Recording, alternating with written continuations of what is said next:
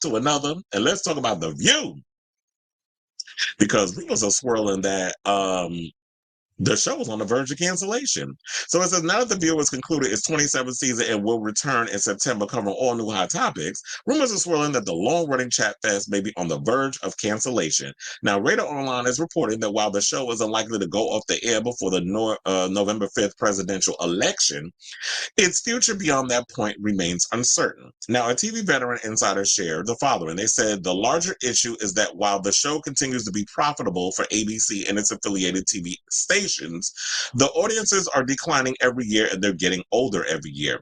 The source also added, they said that's not a reversible trend, and that's why, and then it's why it's a ticking clock on this franchise. Wait, that don't make no sense. First of all, how you saying it's not a reversible trend when in fact, if it's The View, I think that I don't know if you want to pander, I don't even think they could pander to a younger audience at this point. Younger people ain't watching TV like that. Quiet as it's kept. All they do is watch streaming services. I know I do. And the only way I watch The View is on Hulu.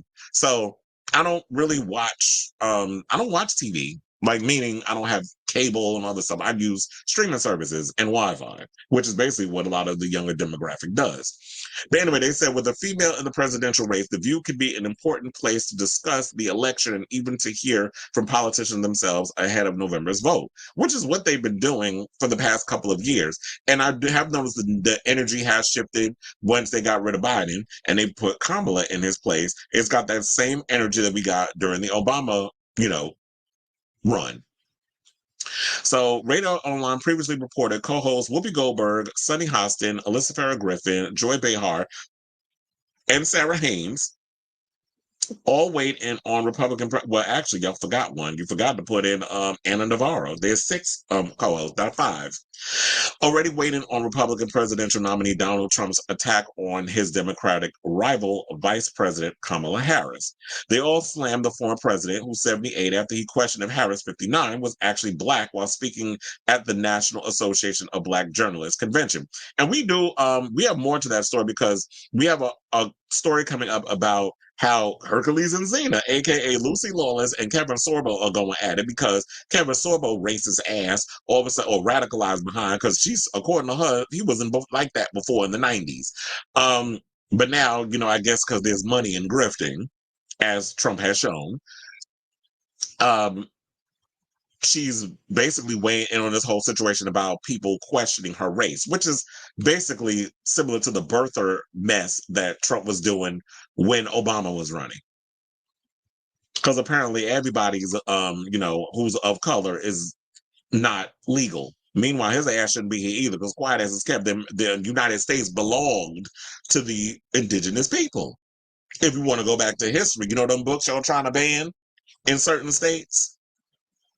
So they said at the time, she said, let's be truthful about it, because the Holocaust isn't about race. It's not about race. It's not about race. It's about a man's inhumanity to man. This is what the whole situation they're referring to when Goldberg got suspended back in 2002, because she said the Holocaust wasn't about race, which I think that people who aren't Jewish believe that Holocaust wasn't necessarily about, is that your racial identity or whatever the case is. I think a lot of times if you're not of that situation, a lot of people are confused as what is the Holocaust really about? What is the whole, Judaism and all that other stuff? So that's what I think the confusion is there. And this is what comes in when I made that comment before in regards of Jenna Ortega, when we talked about her in this show, in regards to them firing Melissa Barrera over her comments regarding, the Israel-Gaza conflict.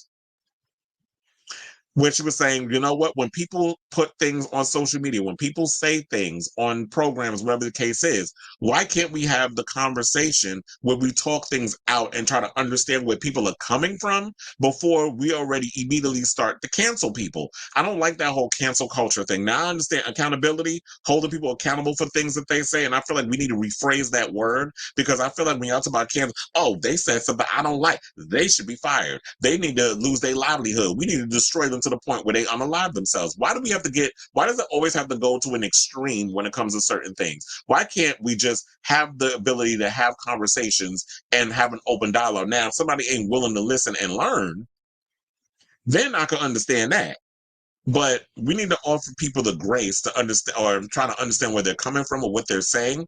And then you have to take the time to explain it to them. I know some people, why do I have to explain? Because you do. When you're a minority, you have to explain things to certain people. Although I will say this, I did like the joke that they said when I worked the Kill Tony show. One of the comics said, and black people, please don't explain racism to us. They said we invented, the sport. we invented racism. We wrote the book on it. He said actually we wrote a couple of books. So it's like white people are well aware of the shit that they say and their racism and all that other stuff, and they got the racial blind spots, but they're well aware. Let's not try to act like that. People are just stupid. They're well aware of the stuff that comes out of their mouth. Otherwise, they wouldn't say it.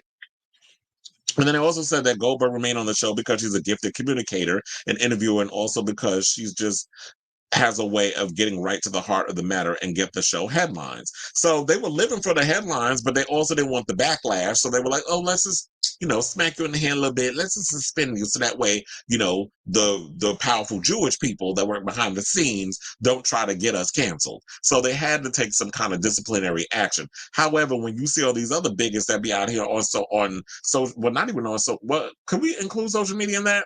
Or just network television, where they say all kinds of crazy stuff over there at Fox News, and they still get to keep their damn job until it gets to a point where you have to pay $700+ million in a settlement. Then I guess that's the only way you're gonna get fired over at Fox News.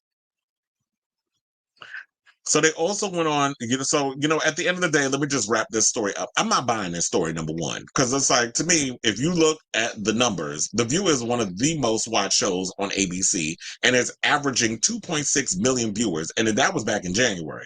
So they have a pretty good demographic. First of all, it is like a no man's land in daytime television. There's not a lot of really good daytime shows on there. Daytime is just boring and lame right now. So The View doesn't really have that much, quiet as it's kept, a lot of competition to be fighting off. It's a lot of game shows, it's a lot of court shows, and I was gonna say you had to talk, but they canceled that. You got Tamron Hall, you got Sherri Shepherd, you got Kelly and her, Kelly Ripaborn ass and her husband. And so you got the same old shows, and all the morning news shows, like the Today Show, Good Morning America, the show that Oprah Scissor Sisters on, the one on CBS. They got all them shows over there. But I do think, like, you know what, they need to lighten a little bit up on politics, because a lot of times y'all just be giving that kids table version. Y'all get the Fisher Price version of politics over there. I guess y'all just think that your audience is a little slow and they're not going to understand the complexities of politics. But I don't feel like y'all really talk policy stuff on that show. And I guess because you got to pay off your Ozempic commercials and your tampon commercials and your menopausal pills or whatever it is that y'all be promoting over there. So, you don't want to mess up the advertisers. So they're not really going to go in and give you real political stuff like you would get on a show like Roland Martin. So I get what The View is. The View is not where I get all of my politics. I listen to what they got to say, and I'm just like, okay, girl, whatever. Or they stupid little Reddit segments. Or that other segment they actually brought back the other day where they dropped like a hot topic thing from the sky and they pull it open. I was like, child, is that a damn producer come up with that stupid idea? That idea is so dumb. Because we're not really talking about nothing over there. So if y'all trying to skew it younger, I don't see that happening. Because out of everybody, the youngest person on that panel is Alyssa Farah Griffin. She's a millennial. I think she's like 34. So who y'all gonna get with just her up there being, bringing the younger demographic in? I don't see that happening. So yeah, this story with this whole situation regarding the show, I'm not buying it. I don't believe that the show is going away. The show's been on for too damn long. They're not canceling it. And my parents love The View. I know a lot of older people that love The View. My friend DJ Baker, he belongs to a whole The View chat situation where they chat to people from that are fans of The View. They have a whole View timeline situation, and they be up in there talking about the what they be talking about on the show and throwing shade at Brian, because I don't like him as a producer. I was like, I don't know what y'all got him over. I mean, Bill Getty's dead, so they ain't got him over there. But they need somebody to liven up the show a little bit. So who knows? Maybe we'll see in the future what they plan on doing with the show, but that's just the way it is. Also, sidebar, I want to give a congratulations to Whoopi Goldberg because she has a new job. You know, the EGOT winner has signed on to play Miss Hannigan in Annie the Musical, which is actually coming to the theater at Madison Square Garden. So who knows? I might actually be working that show since I'm at the Garden. The theater is a smaller theater within MSG. So she's going to be there. They said that, according to Parade Magazine, they said the musical is slated to run for 5 weeks from December 4th, 2024 to January 5th, 2025. And she's going to play Miss Hannigan from December 11th until January 5th. So if y'all want to see Whoopi Goldberg up there being a mean old lady to them little kids, which I'm sure won't be that much acting. I mean, she got a bunch of grands and great grands. Y'all could definitely go check out the show on when it comes to the theater in December. And that'd be like a cute little run. But anyway, let me to wrap this up because I just want to give her that cute little congratulations. What do y'all think of this story? Are y'all buying that The View is going to get canceled? I don't think the show is going anywhere. I think this is a bunch of hocus pocus. Radar Online, y'all be having some good tea, but I feel like y'all missed out on the real tea and revealing whether or not the show's going away. Unless y'all got some real juicy sources, I'm not buying what y'all selling. But it was a nice try though. So let me know what y'all think of this story in the comments down below.